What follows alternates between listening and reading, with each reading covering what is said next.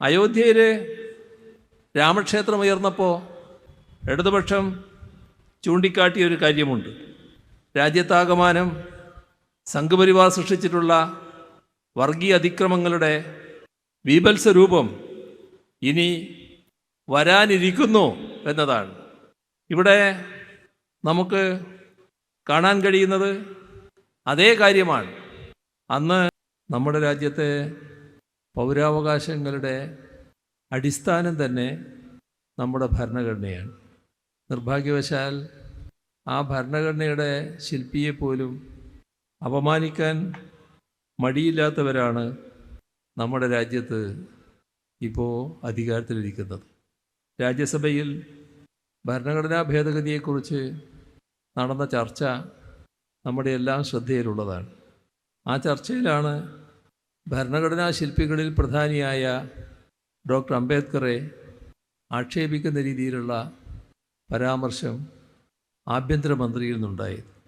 ഓരോ പൗരനും അന്തസ്സോടെയുള്ള ജീവിതം ഉറപ്പാക്കാനും സമത്വവും സമഭാവനയും ഊട്ടിയുറപ്പിക്കാനും വേണ്ട പരിശ്രമങ്ങൾ നടത്തിയ മഹാനാണ് അംബേദ്കർ. നമ്മുടെ നാടിൻ്റെ നവോത്ഥാന പുരോഗമന അധിനിവേശ വിരുദ്ധ ആശയങ്ങളെ സ്വാംശീകരിച്ചുകൊണ്ടാണ് അദ്ദേഹം ഭരണഘടനയ്ക്ക് രൂപം നൽകിയത്.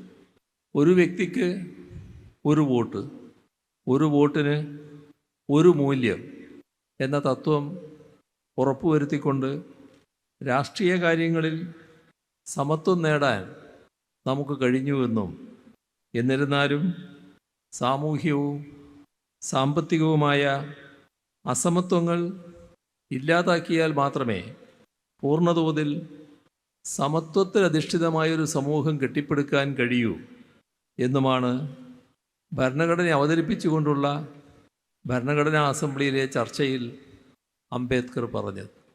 സാമൂഹിക സാമ്പത്തിക കാര്യങ്ങളിലെ അസമത്വം തുടരണമെന്നും രാഷ്ട്രീയ കാര്യങ്ങളിൽ ഇപ്പോൾ നമുക്കുള്ള സമത്വം ഇല്ലാതാക്കണമെന്നും കരുതുന്നവർക്ക് മാത്രമേ ഭരണഘടനാ ശില്പിയായ അംബേദ്കറെ അപമാനിക്കാൻ കഴിയും. അത്തരക്കാരുടെ ഉദ്ദേശം എന്താണെന്നത് വ്യക്തമാണ്. ഭരണഘടനയെ അട്ടിമറിച്ച് ഇന്ത്യയിൽ ഇപ്പോൾ നിലവിലുള്ള ആധുനിക ജനാധിപത്യ മൂല്യങ്ങൾ ഇല്ലാതാക്കുക, വിശ്വാസ സംഹിതകളെ അടിസ്ഥാനപ്പെടുത്തിയുള്ള ഭരണ സംവിധാനം ഇവിടെ പ്രാബല്യത്തിൽ വരുത്തുക, ഇതിനാണ് അവർ ശ്രമിക്കുന്നത്. അത്തരം നീക്കങ്ങൾക്കെതിരെയുള്ള ചെറുത്തുനിൽപ്പുകൾ കൂടിയാവണം പൗരാവകാശ സമ്മേളനങ്ങൾ. പൗരാവകാശങ്ങൾ ഉറപ്പാക്കുക എന്താണ് ജനാധിപത്യ പ്രക്രിയയിൽ സർക്കാരുകൾ ചെയ്യുന്നത്.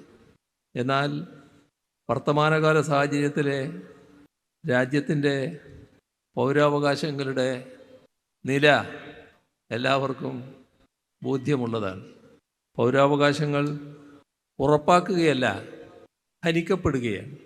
സ്വതന്ത്രമായ അഭിപ്രായം പ്രകടിപ്പിച്ചാൽ അപ്പോൾ കൽത്തുറുങ്കിലടക്കുകയാണ്. അങ്ങനെ കൽത്തുറുങ്കിലടക്കപ്പെടുന്നവർ അനുഭവിക്കേണ്ടി വരുന്ന പീഡനങ്ങൾ, തടവറയിൽ തന്നെ ജീവൻ നഷ്ടപ്പെടേണ്ടി വന്നവർ നിരവധിയുണ്ട് എന്നതും നമ്മുടെ അനുഭവത്തിലുള്ളതാണ്. സ്വതന്ത്രമായി അഭിപ്രായ പ്രകടനം നടത്തുന്ന പത്രസ്ഥാപനങ്ങൾ വളരെ ചുരുക്കമാണിപ്പോൾ നമ്മുടെ രാജ്യത്ത്. എന്നാൽ സ്വതന്ത്രമായ അഭിപ്രായ പ്രകടനം നടത്തുന്ന മാധ്യമ സ്ഥാപനങ്ങളെ അന്വേഷണ ഏജൻസികളെ ഉപയോഗിച്ച് വേട്ടയാടുന്നതും രാജ്യത്ത് നാം കാണുകയാണ്. ഇത് അഭിപ്രായ സ്വാതന്ത്ര്യത്തിന്മേലുള്ള കടന്നുകയറ്റമായി മാറുന്നു. കേന്ദ്ര ഏജൻസികൾ മാത്രമല്ല, കേന്ദ്ര ഏജൻസികൾക്ക് പുറമെ സംഘപരിവാർ നേതൃത്വം നൽകുന്ന അവരുടേതായ ഗൂണ്ടാ സ്ക്വാഡുകളുണ്ട്. അവർ സ്വതന്ത്ര ചിന്തകരെയും വിമർശകരെയും വേട്ടയാടുന്നതും രാജ്യത്തിൻ്റെ പല ഭാഗങ്ങളിൽ നാം കാണുന്നു. ഗൗരി ലങ്കേഷ്, ഗോവിന്ദ് പൻസാര, എം കൽബുർഗി, അവരുടെയെല്ലാം അനുഭവം നമ്മുടെ രാജ്യത്തിനാകെ അറിവുള്ളതാണ്. നിയമത്തിന് മുന്നിൽ എല്ലാവരും സമന്മാരാണ്. ഇതാണ് സാധാരണ നാം പറയാറുള്ളത്. ആ സമത്വം ഉറപ്പാക്കാൻ നമുക്ക് എത്രമാത്രം കഴിയുന്നുണ്ട് എന്നത് പരിശോധിക്കപ്പെടേണ്ടതല്ലേ? ഭൂരിപക്ഷത്തിൻ്റെ തീരുമാനങ്ങളനുസരിച്ച് ന്യൂനപക്ഷങ്ങൾ ജീവിച്ചു കൊള്ളണമെന്ന് ഒരു ജഡ്ജി തന്നെ പറഞ്ഞത് ഈ അടുത്ത കാലത്താണ്. അതിനു പുറമെയാണ് രാജ്യത്തുണ്ടാകുന്ന അങ്ങേയറ്റം വിവേചനപരമായ ചില നിയമനിർമ്മാണങ്ങൾ. ചൂഷണങ്ങൾക്കെതിരെ നിലകൊള്ളാനുള്ള അവകാശമുണ്ട് എന്നിരിക്കെ തന്നെ ചൂഷണത്തിനെതിരെ നിലകൊള്ളുന്ന കർഷകരെ, തൊഴിലാളികളെ, മറ്റു ജനവിഭാഗങ്ങളെ ക്രൂരമായി അടിച്ചമർത്തുന്നു, കൊലപ്പെടുത്തുന്നു.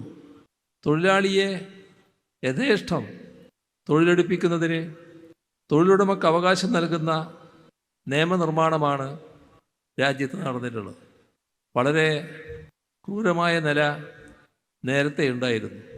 അതിൽ നിന്നെല്ലാം മാറി വിവിധ പ്രക്ഷോഭങ്ങളുടെയും സമരങ്ങളുടെയും ഭാഗമായി തൊഴിലാളികൾക്ക് നേടിയെടുക്കാൻ കഴിഞ്ഞ അവകാശം പൂർണ്ണമായും ഇല്ലാതാക്കുന്ന രീതിയിലുള്ള നിയമനിർമ്മാണത്തിലേക്കാണ് കടന്നിരിക്കുന്നത്. തൊഴിൽ സമയം 14 മണിക്കൂറാക്കി വർദ്ധിപ്പിക്കണമെന്ന് അടുത്ത കാലത്ത് ഒരു സംസ്ഥാന സർക്കാർ ആവശ്യപ്പെട്ടതും നാം കേട്ടതാണ്. ഇപ്പോൾ ചൂഷണങ്ങൾക്കെതിരെ നിലകൊള്ളാനുള്ള അവകാശം ഉറപ്പാക്കുന്ന ഭരണഘടന തൊട്ട് പ്രതിജ്ഞ ചെയ്താണ് സർക്കാരുകൾ അധികാരത്തിലിരിക്കുന്നത്. ആ സർക്കാരുകൾ തന്നെ ചൂഷണങ്ങൾക്ക് വഴി തുറക്കുന്നു എന്ന് വന്നാൽ അത് ഗൗരവത്തോടെ നാം കാണേണ്ടതുണ്ട്. മതവിശ്വാസ സ്വാതന്ത്ര്യം, ഏത് മതത്തിലും വിശ്വസിക്കാനുള്ള സ്വാതന്ത്ര്യം, അതിനുള്ള അവകാശം നമ്മുടെ രാജ്യത്തുണ്ട്. എല്ലാവർക്കും അവരവരുടെ വിശ്വാസം മുന്നോട്ട് കൊണ്ടുപോകുന്നതിനുള്ള സാഹചര്യം നമ്മുടെ രാജ്യത്ത് നിലവിലുണ്ടോ? ഇതും പരിശോധിക്കപ്പെടേണ്ട കാര്യമാണ്. മതവിശ്വാസം മാത്രമല്ല, ഇഷ്ടമുള്ള ഭക്ഷണം കഴിക്കാൻ, ഇഷ്ടമുള്ള വസ്ത്രം ധരിക്കാൻ, ഇതിനെല്ലാമുള്ള അവകാശം രാജ്യത്തെല്ലായിടവും ഉണ്ടോ? നിയമപരമായി ഉണ്ട്, ഭരണഘടന ഉറപ്പു നൽകുന്നുമുണ്ട്. പക്ഷേ അതിന് ചിലർ അധികാരത്തിൻ്റെ പിന്തുണ കൂടിയുള്ളവരാണ്. ആ ചിലർ അനുവദിക്കാത്ത നിലയാണുള്ളത്. അതിനെ ചുക്കാൻ പിടിക്കുന്നതോ ഉത്തരവാദപ്പെട്ട സ്ഥാനങ്ങളിലിരിക്കുന്നവർ. വർഗീയ അജണ്ട നടപ്പാക്കാനുള്ള ശ്രമങ്ങളാണ് രാജ്യത്ത് പല ഭാഗങ്ങളിലായി ഉണ്ടായിക്കൊണ്ടിരിക്കുന്നത്. രാജ്യത്തിൻ്റെ ആകെ ചിത്രം നോക്കിയാൽ ഇതൊരു ഭയാനകമായ അവസ്ഥയിലേക്ക് മാറിക്കൊണ്ടിരിക്കുന്നു എന്ന് കാണാൻ നമുക്ക് കഴിയും. വർഗീയത ആളിക്കത്തിക്കാനും അതിൻ്റെ പേരിൽ മനുഷ്യരെ നിഷ്കരുണം കൊന്നു തള്ളാനും വർദ്ധിത വീര്യത്തോടെയാണ് സംഘപരിവാർ ശക്തികൾ മുന്നോട്ട് വരുന്നത്. ഹരിയാനയിലും മധ്യപ്രദേശിലും മഹാരാഷ്ട്രയിലും ഹിമാചലിലും ഉത്തർപ്രദേശിലുമെല്ലാം പശുവിൻ്റെ പേരിൽ നിരന്തരം ആക്രമണങ്ങൾ അരങ്ങേറുന്നു. അക്രമികളെ സംരക്ഷിക്കുകയും ഇരകളെ കേസിൽ കൊടുക്കുകയും ചെയ്യുന്നു. പശുവിൻ്റെ പേരിൽ രാജ്യമാകെ വർഗീയ കലാപം അഴിച്ചുവിടുന്ന അക്രമികൾക്ക് തടയിടാനല്ല ശ്രമിക്കുന്നത്, അവർക്ക് കൂടുതൽ ഊർജം പകരുകയാണ് അവരെ സംരക്ഷിക്കുന്ന ഭരണാധികാരികൾ. സാബിർ എന്ന കുടിയേറ്റ തൊഴിലാളിയെ ഹരിയാനയിൽ വർഗീയവാദികൾ മർദ്ദിച്ചു കൊന്നു. ആര്യൻ മിശ്ര, ആ കുട്ടി ഒരു 12ാം ക്ലാസ് വിദ്യാർത്ഥിയാണ്. ആ വിദ്യാർത്ഥിയാണ് ഗോസംരക്ഷകർ വെടിവെച്ച് കൊന്നത്. ഗോസംരക്ഷണത്തിൻ്റെ പേരിലുള്ള കൊലപാതകങ്ങൾ കഴിഞ്ഞൊരു ദശാബ്ദമായി ഇന്ത്യയിൽ നിരന്തരം നടക്കുകയാണ്. 2015 ഉത്തർപ്രദേശിൽ 45-കാരനായ മുഹമ്മദ് തക്ലാക്കിനെ വധിച്ചത്. അവിടെ നിന്ന് ഇങ്ങോട്ട് ഗോസംരക്ഷണം എന്ന പേരിൽ ഇന്ത്യയിലെമ്പാടും നിരവധി കൊലപാതകങ്ങളാണ് അരങ്ങേറിയത്.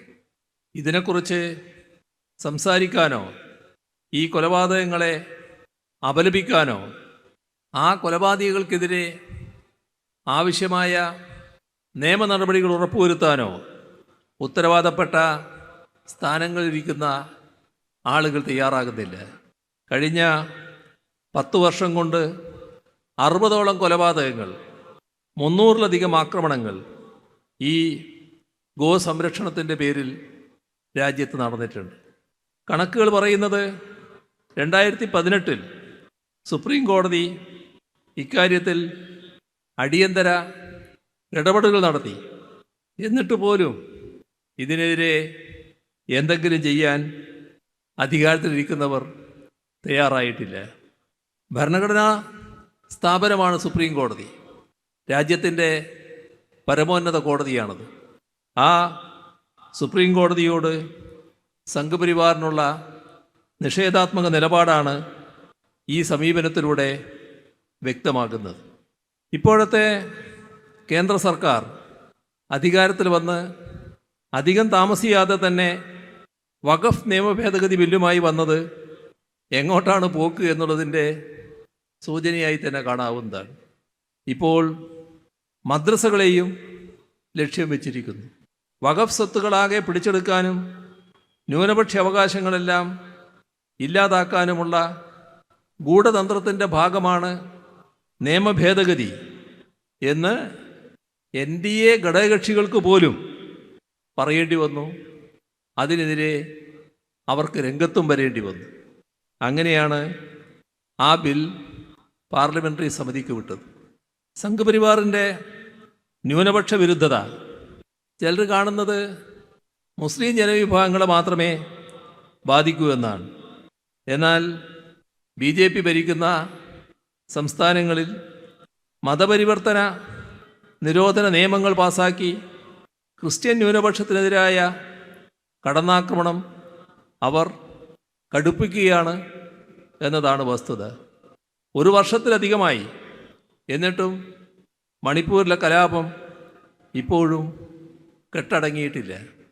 അതിനെ കൂടുതൽ ആളിക്കത്തിക്കാനാണ് വർഗീയ ശക്തികൾ ശ്രമിക്കുന്നത്. ഈ ഒരു സാഹചര്യത്തിൽ ഇഷ്ടമുള്ള മതത്തിൽ വിശ്വസിക്കാനുള്ള സ്വാതന്ത്ര്യം രാജ്യത്ത് എല്ലാവർക്കുമുണ്ട് എന്ന് പറഞ്ഞാൽ വിശ്വസിച്ചതിൻ്റെ പേരിൽ ആക്രമിക്കപ്പെടുന്നവർക്കെങ്കിലും അത് അംഗീകരിക്കാൻ കഴിയുമോ? അതുമാത്രമല്ല, ന്യൂനപക്ഷങ്ങളുടെ ആരാധനാലയങ്ങൾക്ക് നേരെയും ആക്രമണങ്ങൾ ഉണ്ടാവുക കൂടിയാണ്.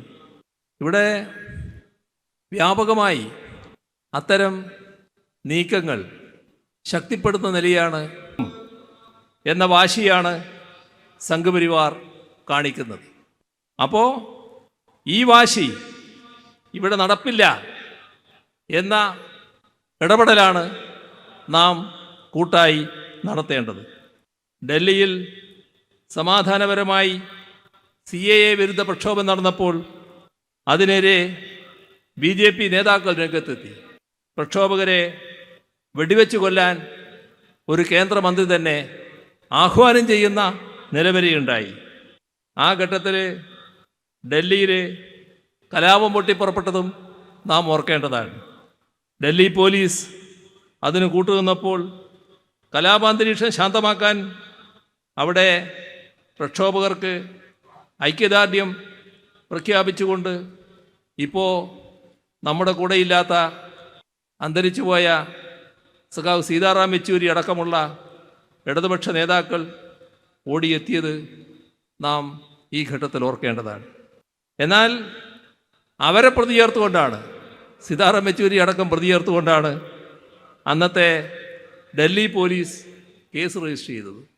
ന്യൂനപക്ഷങ്ങളുടെ വാസസ്ഥലങ്ങൾ, ആരാധനാലയങ്ങൾ ഇടിച്ചു നിരത്താൻ ശ്രമിച്ചപ്പോൾ ബുൾഡോസറുകൾക്ക് മുന്നിൽ നിന്ന് പ്രതിരോധം തീർത്തത് സഖാവ് ബൃന്ദാ കാരാട്ടിൻ്റെ നേതൃത്വത്തിലുള്ള ഇടതുപക്ഷക്കാരായിരുന്നു.